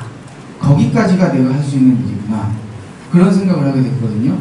그러니까 지금 질문하신 게 저는 제가 받아들인 건 이렇게 받아들인 거예요. 서로가 서로의 살아온 시간과 삶을 보지 못하고 다 자기 생각만 있는 거예요. 그러니까 남한테 갑질을 하죠. 상대방도 내가 존중해야 될 인간이라고 생각하고, 만약 내 주변에 있는 친한 이웃이라면 그렇게 하겠어요, 그 사람한테? 못하는데도 불구하고 그렇게 갑질을 해대고 하는 걸 보면은 결국에는 그 상대방을, 나를 만나기 전에 수십만 시간을 살아온 굉장히 그 사람만의 또 자아가 있고 나 같은 똑같은 생각을 가진 존중받아야 할 인간으로 보지 않는 거라는 생각이 들었던 거예요. 마치 제가 옛날에 나가 저 사람들한테 그냥 잘 설명하기만 하면 바뀔 거야, 그런 생각과 그 갑질하는 사람의 생각이 아주 그냥 극단적으로 보면은 크게 다른 생각이 아닌 거다. 그런 저는 말씀을 듣고 그런 생각이 떠오르면서, 그러니까 결국엔 타인도 나와 똑같은 긴 삶을 살아온 존중받아야 될 인간이라는 것, 그 시간, 그 사람의, 그러니까 저는 어떤 생각이 드냐면, 이제 막 정말 나쁜 사람이라고 하는 사람들도 그런 거 있잖아요. 어르신들이 한 얘기가, 아이고 그래도 니네 어머니는 미역국은 드실 수가 아니냐. 저는 그 얘기가 굉장히 깊은 철학이 담긴 얘기라는 생각이 드는 거예요. 그 나쁜 인간이라고 하는 존재도 어쨌건 그 사람의 탄생을 행복해 해주고 애지중지하고 아꼈던 사람들이 존재하고 그런 삶 속에서 살아온 시간의 결정체인 사람이라고 하는 거, 그런 것을 보면서 제가 사람이라고 하는 존재에 대해서 쉽게 판단한다던가 제 좁은 소견으로 이렇게 재단하는 일을 이제 좀 멀리하고 이렇게 좀 조심스러워지게 됐죠. 그런 맥락으로 생각을 하는데 어떻게 생각하실지 모르겠네요. 네. 답변이 맞는 것 같습니다. 아, 고맙습니다. 예. 또 혹시 뭐 지금 4시가 거의 다 됐는데 마지막으로 딱 하나만 받겠습니다. 예. 예. 저는 이제 차도를 시각장애가 보니까 사회를 들어서 예. 지난 뭔가 월요일날인가요? 그쪽 토론회를 가졌어요. 예. 그러고 나서 이제 작가님을 만났는데 저는 이걸 들으면서 마르크스주의 경제이론, 예. 우리가 옛날에 배웠을 때 칼막스의 경제이론은 그리스도의 경제이론에서 따른 걸로 지도를 알고 있거든요. 예. 왜냐하면 그 성경에 보면 사도행전에 그 공동으로 예. 이렇게 잖아.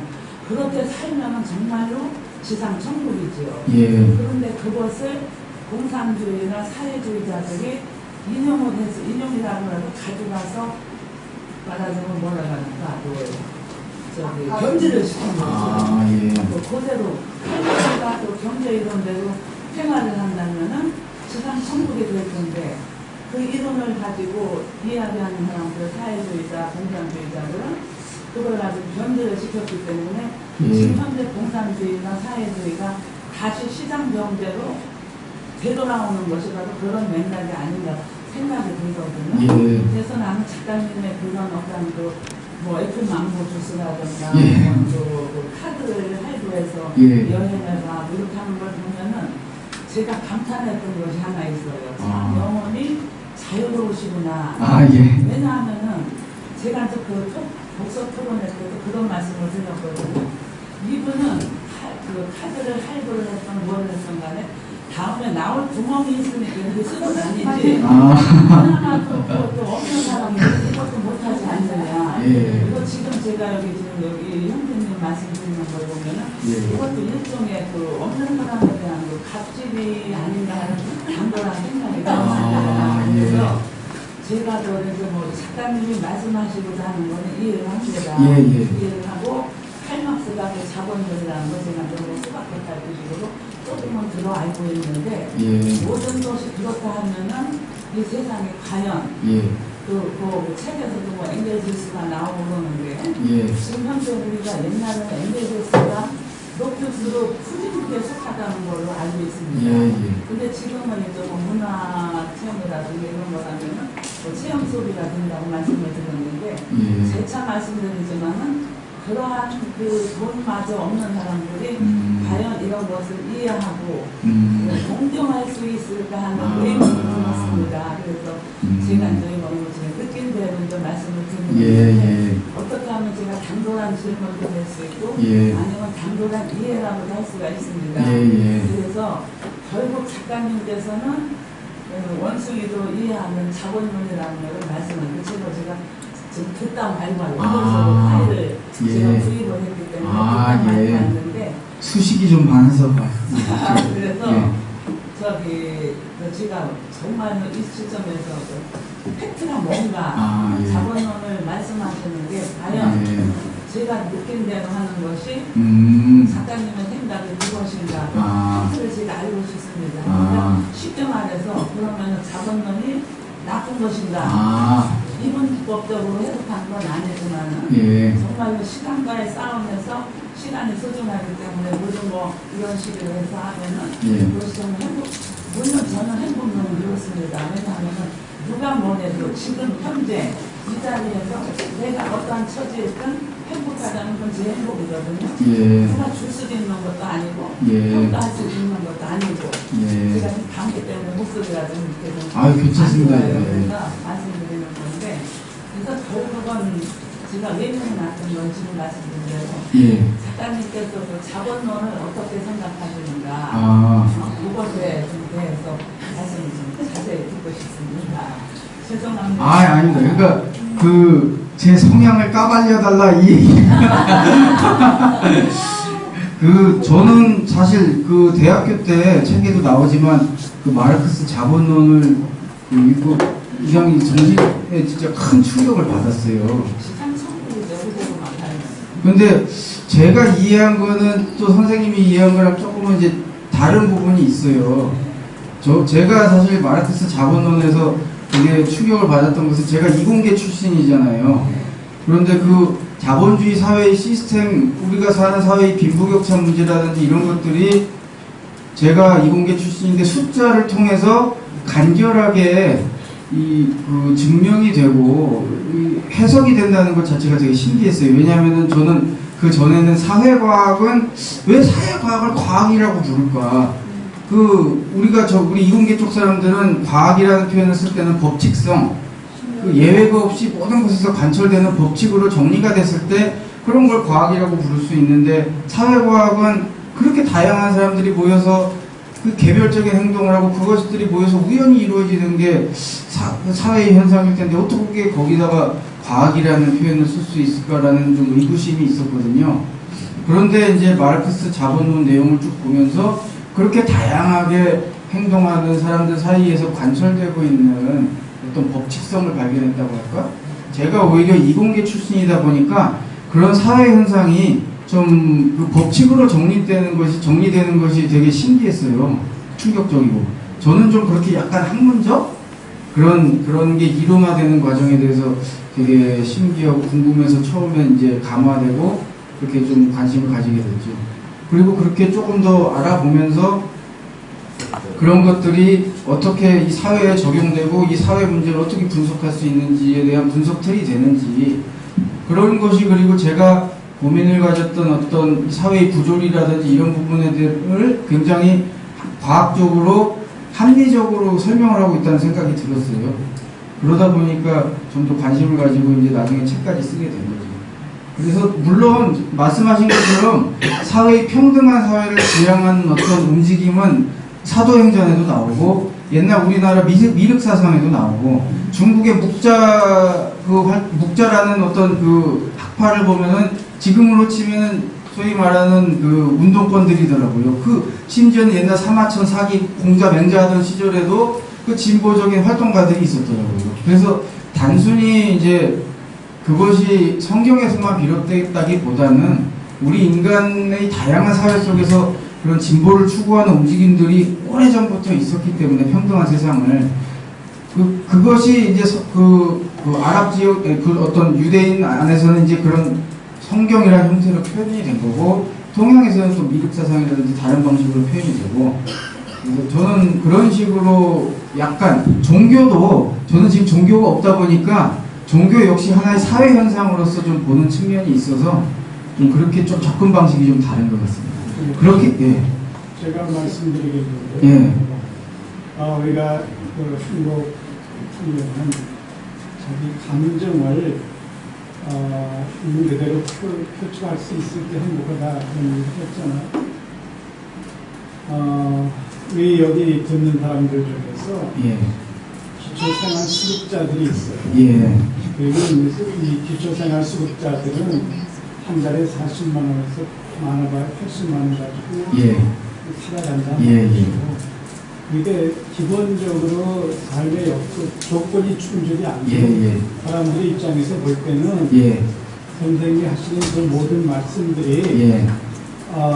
저거 있는 사람이기 때문에 저는 배부른 소리 한다. 이런 감정이 없는 게 있단 말이죠. 맞아요. 그 말씀도 제가 했는데. 그런데 선생님이 그 말씀하신 것 중에 사람들 제가 삶의 조건이 다르고 생각이 다른데 내가 옳다고 있는 물론 선생님의 가치인데 내가 옳다고 있는 거를 1시간, 2시간에 이해시킨다는 것이 이거 오만한 생각일 수 있다 라고 이렇게 솔직하게 말씀하셨잖아요. 그걸로 대답이 됐습니다. 그걸로 이해가 됩니다. 사실은 방금 말씀하신 부분도 제가 마지막에 좀 언급을 하려고 했는데, 저는 그래서 우리 사회가 조금 더 복지사회로 나아갔으면 좋겠다는 생각이 많이 있어요. 왜냐면은 사실 이 사회에서도 너무 빈부격차가 심하고 말씀하신 것처럼 여러 조건에서 우리가 일반적인 수준의 어떤 그런 생활 수준도 지금 영위하지 못하는 분들도 많이 계시잖아요. 저는 이런 경우는 사실 사회에서 정부가 왜 있고 나라가 왜 있고 정말 말 그대로 그냥 혼자서 살아야 되면은 사회가 필요가 없는 거죠. 그런데 왜 이것이 국가를 이루고 공동체를 이루고 사느냐? 그것은 저는 이렇게 우리가 가족을 이루면서 사는 것도 그런 거잖아요. 가족의 일원이 뭔가 좀 힘든 일이 있으면은 십시일반에서 돕고 그런 것처럼 그 가족을 조금 더 범위를 확장해서 우리 공동체 안에서 좀 힘든 삶을 그 자기의 조건 때문에 영위할 수밖에 없는 분들에게 각자 구조해가지고, 왜냐면은 누군가는 후천적으로 내가 장애를 입을 수도 있고 여러 가지 안 좋은 상황이 벌어질 수도 있잖아요. 그런 상황에서 그런 안전판을 사회가 만들어서 그런 사회로 나가는 게 저는 바람직하다고 개인적으로 생각을 하거든요. 그런데 제가 느끼는 이 마르크스의 어떤 이론이나 이런 것들이 그런 복지사회로 나가는 데 있어서 굉장히 중요한 이론적 배경이 된다는 생각이 들었어요. 저는 보면서. 그래서 오히려 그런 부분과 저의 고민이 좀 맞닿아 있는 부분이 있어서 사실은 더 관심을 가지게 된 부분이 있습니다. 예. 선생님이 그 팟캐스트의 좌변이라는 거, 예. 이게 그 선생님의 그 인생 역정 가치관에 대한 예. 뭐 이런 것도 민주노동당 활동 뭐 예. 이런 얘기를 사실 뭐 얘기하시는 건가요? 그거는 꼭 그런 얘기보다는요, 지식을 전달하는 내용이 좀 주로 많이 있고요. 예. 좌변기라고 했기 때문에. 예. 좌변기도 보통 팟캐스트 방송들이 약간 재밌게 하려고 그래야지 사람들이 들으니까 이 좌변기 하면 약간 우습잖아요. 그리고 제가 정치적 성향으로 보면 이제 좌파고 그것을 이렇게 적절하게 조합시켜가지고 좌변기 하면은 이제 우스꽝스러운 느낌도 나면서 그 좌자에 제 성향도 좀 들어가 있고, 그리고 변은 말하다 변자도 있잖아요. 좌측에서 말하는 기기할 때 기. 저 나름대로는 이렇게 복합적인 효과를 내기 위해서 네이밍, 이름을 딱 정했는데 그게 이름을 좀 잘 정한 것 같아요. 주목도가 있고, 예. 이렇게 여러분과 이렇게 얘기를 나누면서 벌써 4시가 넘었습니다. 4시 3분이 됐는데요. 어쨌건 제가 강의를 하면서 다른 데서 들은 어떤 질문보다 훨씬 진지하고 제가 정말 깊은 얘기까지 할 수 있는 그런 질문들이 나와서 더 기억에 남고 더 반가웠던 시간 같습니다. 긴 시간 집중력 있게 들어주셔서 너무 감사하고요. 이걸로 마치도록 하겠습니다.